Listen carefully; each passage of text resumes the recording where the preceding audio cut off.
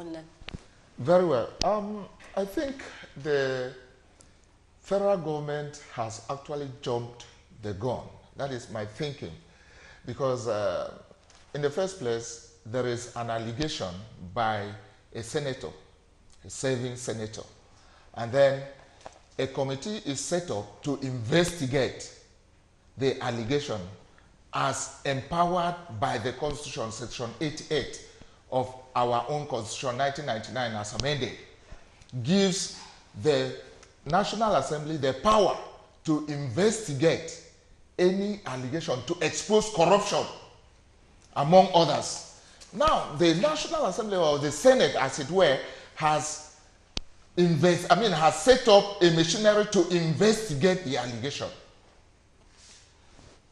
Why do you now rush to court to charge the senator for falsehood? Already you are saying that the senator has, you have already presented a situation as if the senator is telling lies. We are saying that the senator has, what the allegations are false. You have already come to the conclusion that the allegations made by the senator are false. And that's why you now rush to court. What is the meaning of that? In any case, it is not the federal government that should even rush to court in this issue.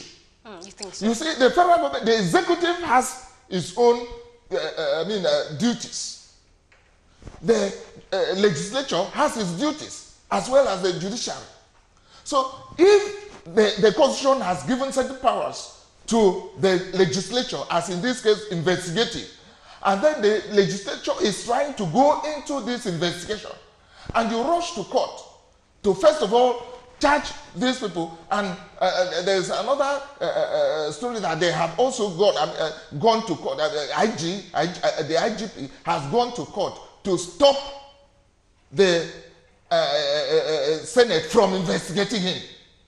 This is ridiculous. Why is he afraid?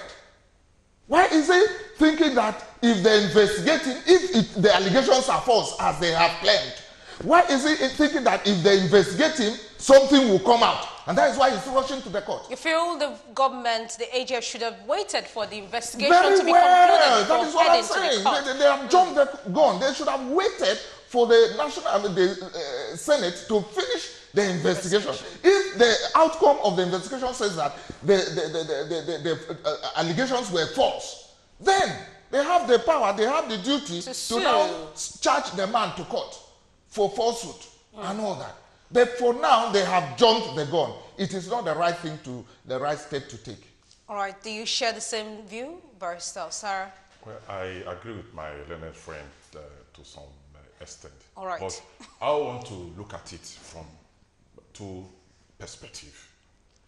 The allegations made by Misao against the police or the IGP can be segmented into two.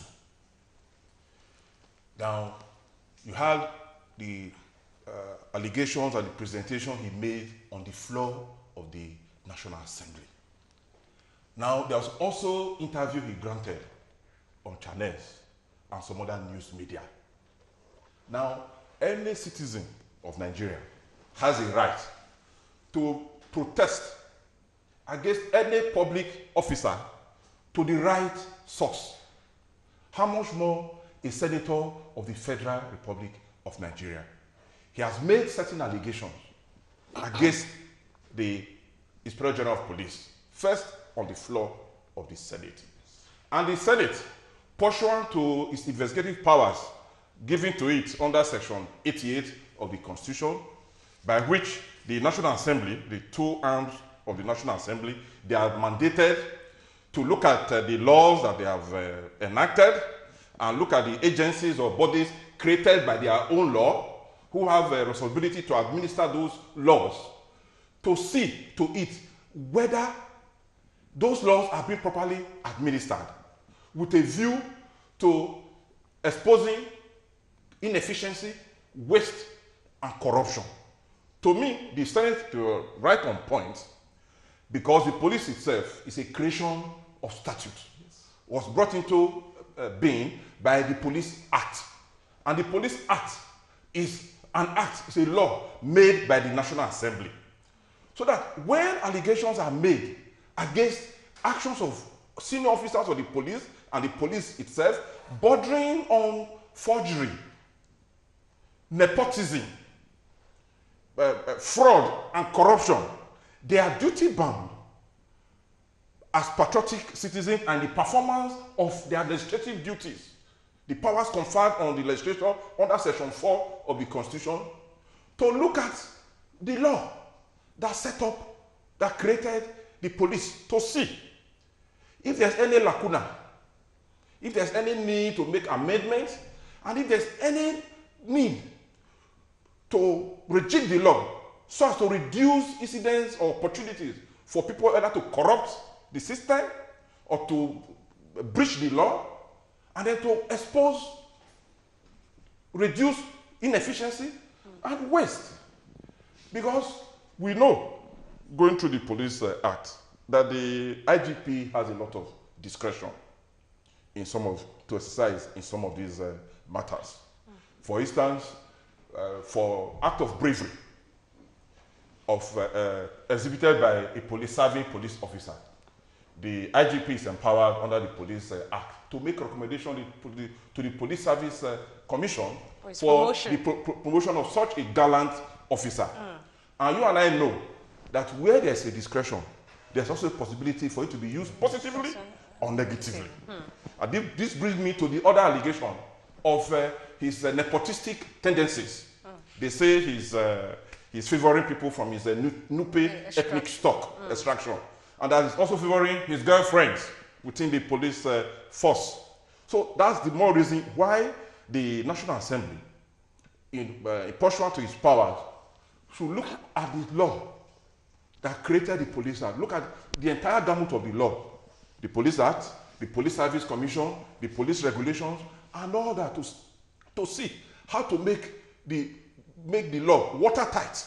All right. Reduce inefficiency, reduce waste, and reduce corruption. Now, this takes me on to the other question, which is the second aspect of the question, relating to the action of the federal government in preferring charges against Bissau before a court of law. Now, with respect to statements made by Bissau on the floor of the National Assembly, under the provision section 3 of the Legislative Houses and Privileges Act, there is complete immunity. There's complete immunity. But I doubt if he says anything that infringes on the rights or the competence of the IGP or the chairman of the Police Service Commission outside of the floor of the National Assembly.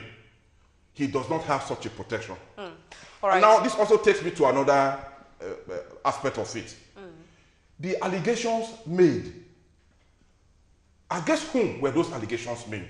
Were they made against the police as an institution or against the person of the Inspector General of Police? Now, me think, for instance, the question relating to questioning the capacity and the competence of the IGP to man that position, that relates to his person. That's going to do with the police as an institution. All right, thank you, Barrister. Sarah will still continue with that discussion. But let me quickly go to Barrister Kolawole. Now that the Attorney General has gone to sue Senator Issa Misau, would you think this would in any way hamper the Senate investigative committee from carrying out, going on with this investigation? Well, ordinarily, when a matter is before a court of competent jurisdiction, all citizens are supposed to maintain status quo. Exactly, to maintain the status quo. Because the action becomes subject when the matter is before the court, and then you see continue to investigate that. But if we look at the utterances from the people from the Senate, I think particularly from the chairman of that, Sam Ayao, he has said that because the Senate was not joined as a party to the suit report, that they are likely to continue the investigations and all that. And I will want to say, with all emphasis at my disposal, that would be wrong. If you look at it, for section 47 and 53, even of the Senate regulations and what have you. Once a matter is before a court of competent jurisdiction, the Senate is supposed to abate all actions and discussions and debate on such a matter. So why they would take a contrary position regarding this would be strange, especially when it is going to be in violation of even the Senate rules itself. That is one area. Let me also say that the National Assembly, even though under Section 88 of the Constitution of the Federal Republic of Nigeria, has power to investigate and whatever. But the kind of power that is conferred on the National Assembly regarding that section, I'm not too sure that they are covered with regards to what the IGP has been alleged to have been engaged with. What the law says is that they have the power to investigate anything that to do with money that is appropriated by the National Assembly, how judicious that money is being applied or misapplied. The accusation against the IGP is that of a petty crime, that he has committed some petty crimes and all that. You think this crime is petty? Well, as it is today. Okay. As it is today. And when it comes to the commission of crime, it is the executive arm of government that is charged with the responsibility of investigating criminal allegations against citizens, and not the National Assembly. But times without number, maybe because the people in the National Assembly are not too busy, you find out that they always engage in a voyage of discoveries on frivolous investigations that is neither here nor there. And if you look at the antecedent of the National Assembly, you will find out that most of the investigations that they conduct regarding some of these things are never done in good faith. You will remember the petroleum subsidy investigations and all that, and what the Farouks of this world later on were accused of engaging. Also look at the Buratai thing, and also look at even the DG of Customs and all that. So you find that most times when they engage in some of these investigations and all that, at the end of the day, it leads to extortion of citizens who are going to appear before them. And I think this should be discouraged.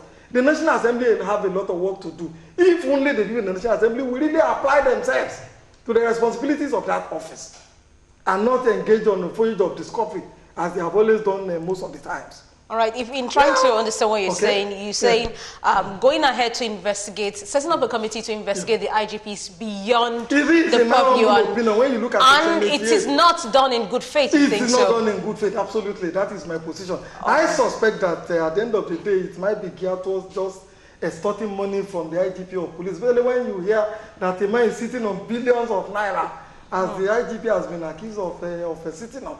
And then when you also relate that with the petroleum subsidy investigation and scandal that was attended and some of these other things and other, you want to ask yourself, why would they be engaged in that? Especially when it is the executive arm of government that is charged with the responsibility of investigating crime. All right. Now, let me also quickly talk about the action that has been taken by the AGF and all that. Just like my colleagues have said, it would appear to me that the AGF is beating the gun regarding that allegation. When there are issues between two private citizens, the AGF is supposed to be a neutral umpire, absolutely. And with the position that the AGF has taken on this matter, it cannot be said to be neutral.